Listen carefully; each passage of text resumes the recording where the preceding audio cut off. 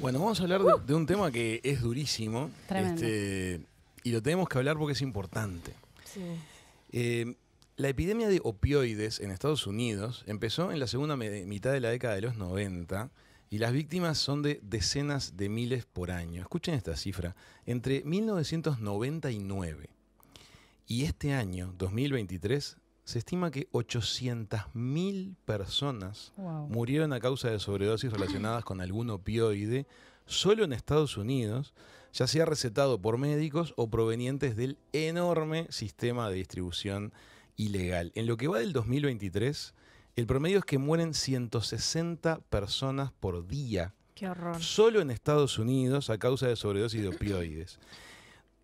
Hay que tener en cuenta la escala, o sea, miren que es noticia mundial que sucede un evento climático y muere esta cantidad de gente y estamos hablando de 160 personas por día. Esto habla de un descontrol. Esto no está por buen carril.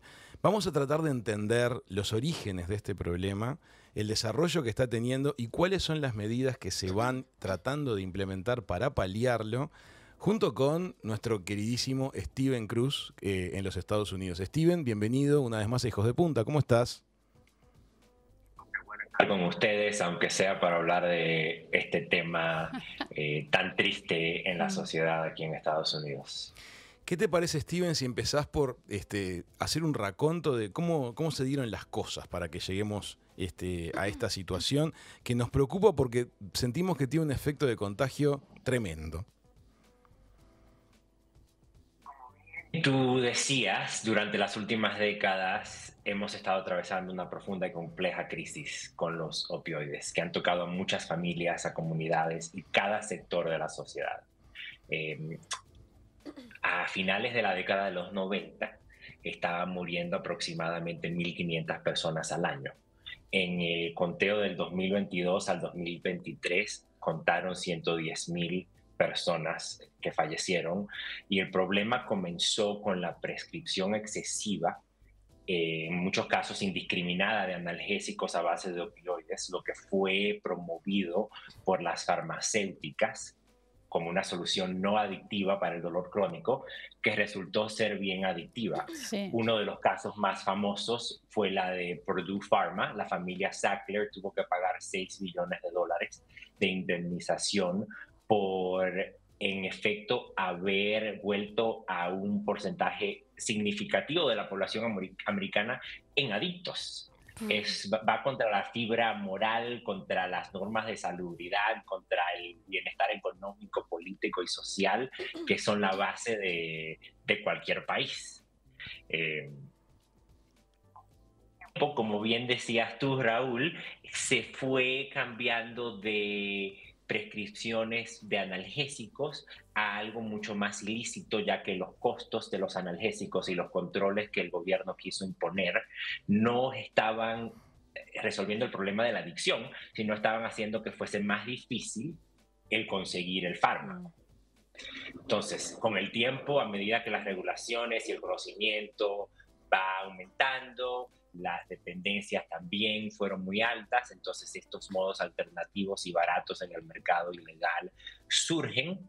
En ese momento se ve un incremento tremendo en el consumo de heroína y ahora más recientemente en el uso masivo de drogas ilícitas como el fentanilo. Bueno, ahí tenemos una de las claves del problema. Mucho más legal y mucho más peligroso, perdón. O sea, estamos hablando de que fuimos de fármacos normales basados en opioides, a heroína, y ahora a algo que es nocivo y que es mucho más peligroso, mucho más potente y mucho más adictivo. Hoy leí que es 100 veces más peligroso que la morfina. Sí, claro. La dosis que te puede matar es la cabeza, es la punta de un lápiz. Es la punta de un lápiz. Es increíble la no se puede creer. Ahora, Steven, vamos a repasar un momento este concepto. Entonces, la industria farmacéutica produce en cierto momento, a mediados de los 90, por primera vez este fármaco derivado de opioide. Se empieza a prescribir a través de los médicos a nivel nacional en los Estados Unidos en grandes cantidades, asumiendo que no iba a provocar adicción y que le iba a provocar alivio a la gente que sufre dolores crónicos. Sí. Resulta ser que el medicamento sí era adictivo y el gobierno toma la decisión de establecer un aumento de costos para reducir el acceso de la gente al producto. Y ahí se dispara el mercado negro. Sí. Porque la gente ya estaba enganchada y resulta ser que empieza a obtener en forma más económica el mercado negro. No, que además... y también cortan esa droga con otras cosas. Exacto. No, y la que empiezan a hacen aún aspirar. peor. En el mercado negro se empieza a distorsionar el producto que se empieza a comercializar y estamos viendo estas imágenes que recorren el mundo de algunas de las ciudades más importantes del país, absolutamente atravesadas por enormes cantidades de personas que están sufriendo de la adicción profunda y que sabemos que tienen como destino fallecer. Steven, yo lo que no entiendo es por qué no quitan del mercado a esa droga en Estados Unidos. ¿Te referís a la versión legal? Claro, al el Oxycodone o cualquiera que sea que esté legalmente habilitada para la venta ya. A ver. Porque el consumo en base a prescripciones médicas legítimas está muchísimo más controlado de lo que estuvo a principios de esta epidemia. Ajá. El problema fue que ya se le fue de las manos. Entonces, no es tanto controlar el manejo de dolor que están dando los médicos y centros de cuidado paliativo a personas que sí lo necesitan. Sí. Eso sería como que, ¿sabes?, echar una gotita de agua en el océano, Sí. versus controlar este mercado ilícito que, como ustedes decían, han arrasado con ciudades emblemáticas de los Estados Unidos. Por experiencia personal, caminando por las calles de San Francisco, he tenido que esquivar gente con seringas y que están inyectándose drogas en el momento. Da una tristeza de ver joyas en la corona americana verse devastadas por esta crisis. Como te decía, aquí en San Francisco, en lo que va de año, casi 500 personas han muerto. En Los Ángeles por igual. Y no es raro ahora ver barrios que anteriormente eran considerados seguros y prósperos, ahora tener problemas graves con el uso de drogas, la sobredosis y los delitos asociados al narcotráfico, en campamentos improvisados, en parques y aceras de personas indigentes afectadas por esta crisis, que están luchando diariamente para sobrevivir.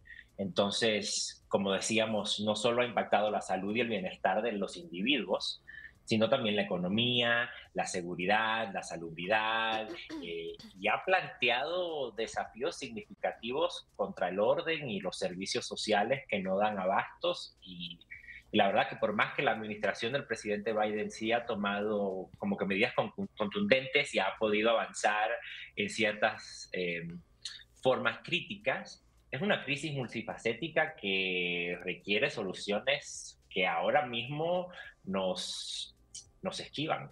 Steven, ¿y existe tratamiento actualmente para esta adicción? O sea, ¿existe algo que estén pudiendo hacer ahora? Porque... Ese es un tema, creo que un poco más complejo, porque sí existen tratamientos o medicamentos para salvar la vida cuando la persona sufre de una sobredosis. Estamos hablando de la famosa naloxona. Y esa es una de las medidas que el gobierno de Biden ha tomado muy en serio, apoyar la distribución y el conocimiento sobre el uso de la naloxona para poder bajar un poco el número de muertes. Pero un tema ya de tratamiento de la adicción es difícil si no tuviéramos alcoholismo, juego, etcétera. O sea, creo que ahí es un tema un poco más de concientización y ambientación de normas en la sociedad. Steven. Entonces, como que no, Sí, esa no. respuesta larga. Claro. Este producto que menciona Steven, la naloxona, es un atomizador nasal. Se administra a través de una inhalación en la nariz.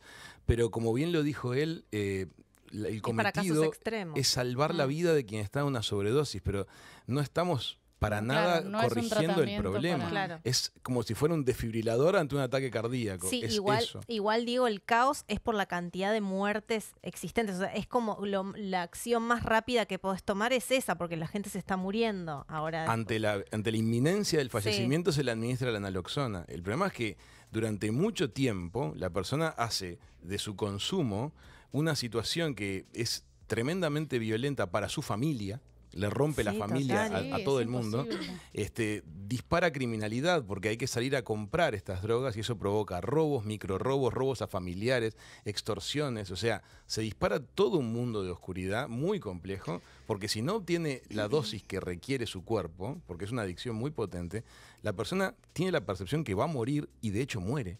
Entonces hace cualquier cosa por obtener Por conseguir. el producto.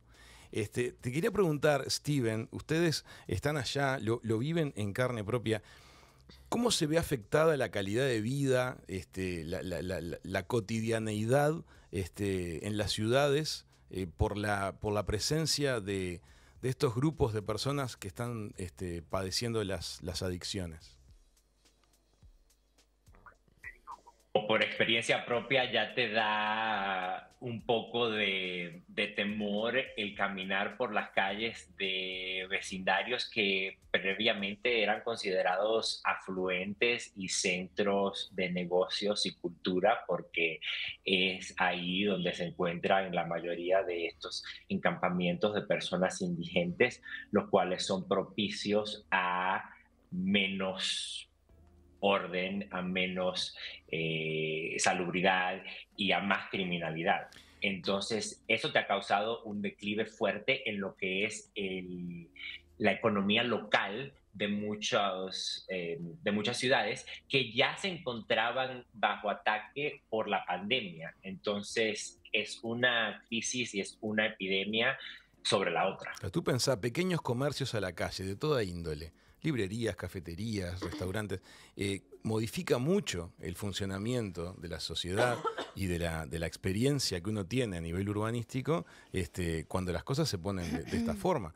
Entonces hay todo un correlato problemático al margen de lo que es el problema de salud en toda la economía local de mediana y pequeña escala, porque se ven afectados este tipo de Tengo dos cosas. preguntas. Primero, decime por favor que a la familia Zucker la deben haber borrado de todos los museos y de todos donde solían estar, porque la verdad que se mandaron una bastante grande. No sé cómo pueden dormir todos los integrantes de esa familia.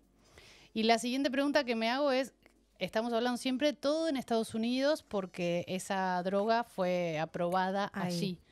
Pero ¿qué riesgos hay de que empiece a viajar por el Sí. mundo, que la consumición empiece a ser más un poco... Sí, que Más atraviese, global. que atraviese fronteras ya está pasando. Sí. Te escuchamos, Steven. El tema de la familia Sackler es muy complicado porque si buscas todavía cifras sobre su fortuna, no obstante que tuvieron que pagar $6 billones. Billones, en ¿verdad? Te escuchamos billones bien. de dólares 6 billones. con B. Sí, sí. Con B. 6.000 millones de dólares en compensación y fueron muchos nombrados personalmente en los litigios que han resultado al respecto. Todavía cuentan con una fortuna de 11.000 millones de dólares. Ahora están viviendo en Europa y pues nada, los peores de la película salieron Ilesos. airosos. Sí. Y respecto de lo segundo que te preguntaba Chiquitiplín, ¿cómo lo percibís?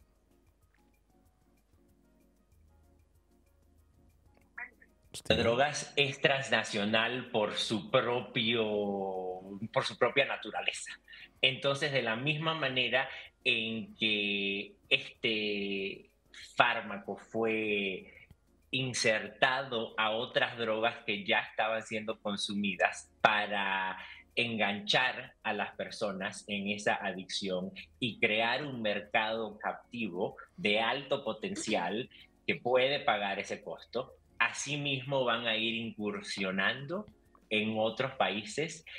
Está cruzando a Latinoamérica en una reversa fronteriza vía México, está llegando por barcos y embarcaciones desde la China. Y es interesante que, por ejemplo, este año la Oficina de Aduanas y Protección Fronteriza de los Estados Unidos ha incautado más de 250,000 libras de drogas ilícitas en la frontera del país, incluyendo 25,000 de fentanilo y 53,000 libras de metanfetaminas. Entonces, donde están cursando las drogas, ya está cursando el fentanilo. Y eso lo estamos viendo en Latinoamérica, lo estamos viendo de manera muy fuerte en Europa, y ahora está incluso llegando a las partes más remotas del globo.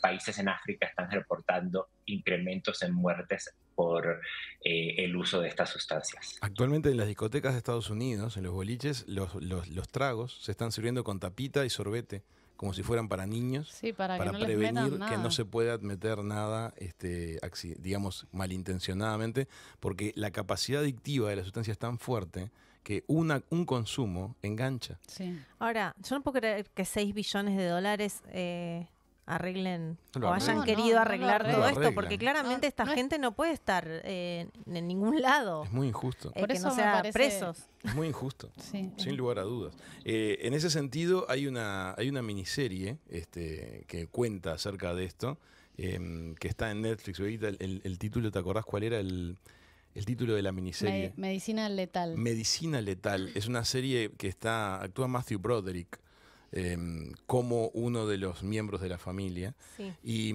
está hecha con objetividad, describe el proceso, y bueno, y te preocupa mucho, porque te das cuenta de que la escala que ha adquirido está por fuera del manejo de cualquier gobierno. No, y incluso además, un gobierno muy potente. ¿cómo puede caer una persona, digamos, de clase media, trabajadora, que tiene un accidente y se vuelve adicto porque Totalmente. era su remedio? No es una persona que sale a drogarse Exacto. porque Fue se quiere recetado. drogar. O sea, Le fue fue recetado. recetado, Entonces sí. me parece ultra injusto. Es muy triste. De hecho, en la serie hay muchos testimonios, es una docuserie, no una ficción, Mm. de familias de trabajadoras, de familias que atravesaron determinada situación que requirió el uso de un analgésico, Mm.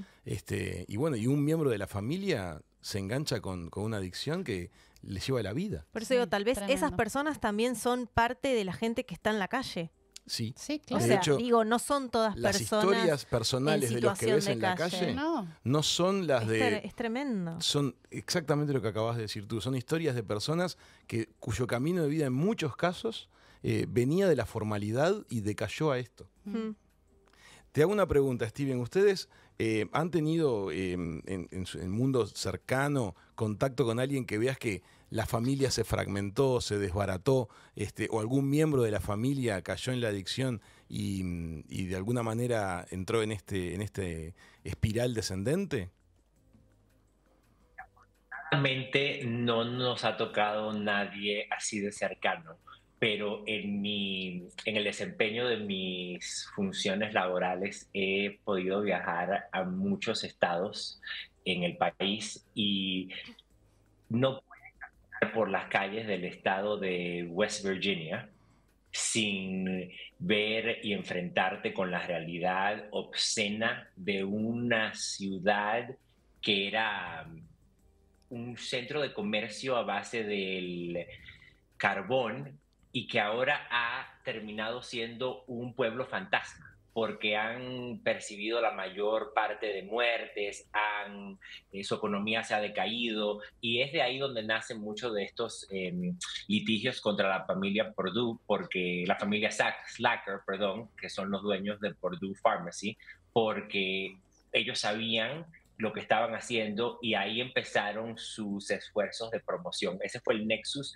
de contagio, digamos, de una epidemia que luego irradió todo el país, y ahí puedes ver lo fuerte que es, porque cada vecino te cuenta una historia de una persona o un familiar o un conocido que sí cayó en esta adicción, que sí ha fallecido, que la familia ha pasado de ser relativamente afluente, clase media, a estar recurriendo a servicios sociales del Estado.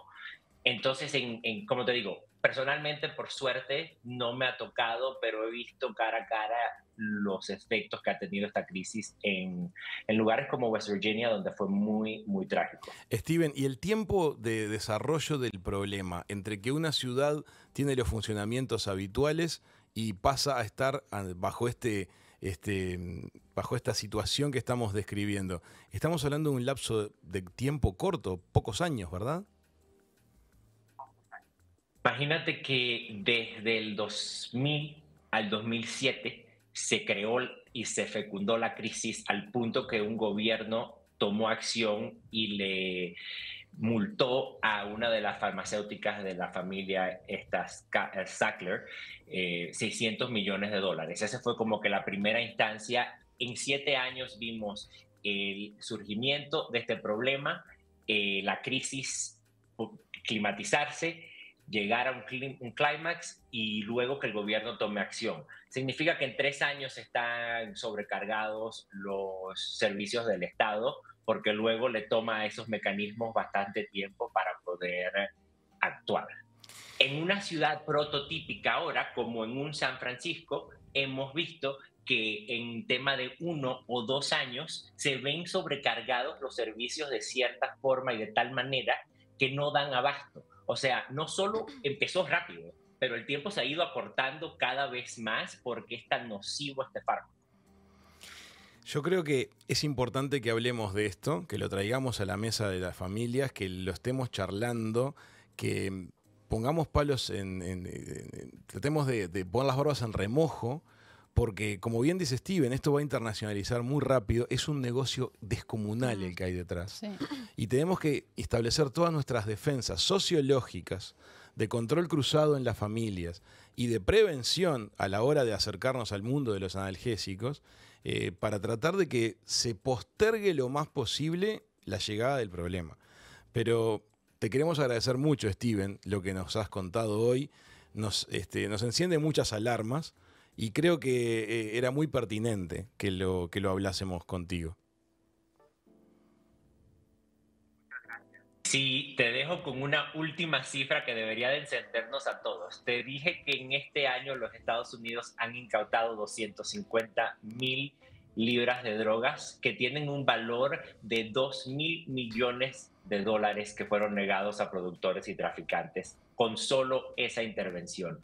De que hay un negocio increíble detrás de esto, hay un negocio increíble detrás de esto y su misión central es derrocar los valores sociales, políticos, morales, culturales que nos resguardan de sus nefariedades. Así que es un tema importantísimo. Totalmente. Que tenemos que tratar y gracias por hacerle espacio. Steven, muchísimas gracias por el contacto de hoy. Ay, se nos fue. fue. Se fue Steven. No sé si nos escucha. Amigas, amigos, sí. Es un tema. Claro que es un temón que hay que hablar en las casas, que hay que hablar en las escuelas, que hay que empezar a tener un poco de conciencia de que con qué poco te puedes hacer muy adicto enseguida. Y en qué poco tiempo la sociedad se te rompe. Totalmente. Porque Steven habla del desborde de los sistemas de salud. Nosotros, nuestros sistemas de salud a nuestra escala ya están bajo presión con los problemas que hoy tenemos. Con los problemas casi que los problemas económicos ya bastan para poner mucha presión en nuestros servicios sociales. Imaginemos si se le superpusiera una capa adicional de un tipo de adicción particular como es este, que además tiene el potencial de matar en el tiempo en que mata. Y de mata. romper familias a niveles que creo que no estábamos acostumbrados a ver eso. Porque cuando una persona lamentablemente se hace adicta de este tipo de drogas, en una familia, como decía Steven, normal, de clase media normal, la destruye por todos lados. Se le ha ido de control a una de las potencias económicas del mundo. Así que evidentemente es un problema de muy difícil solución. Nos parecía importante traerlo a la mesa de Hijos de Punta. Hicimos el globoscopio. En el próximo bloque vamos a cambiar radicalmente de tema. Ya venimos con más.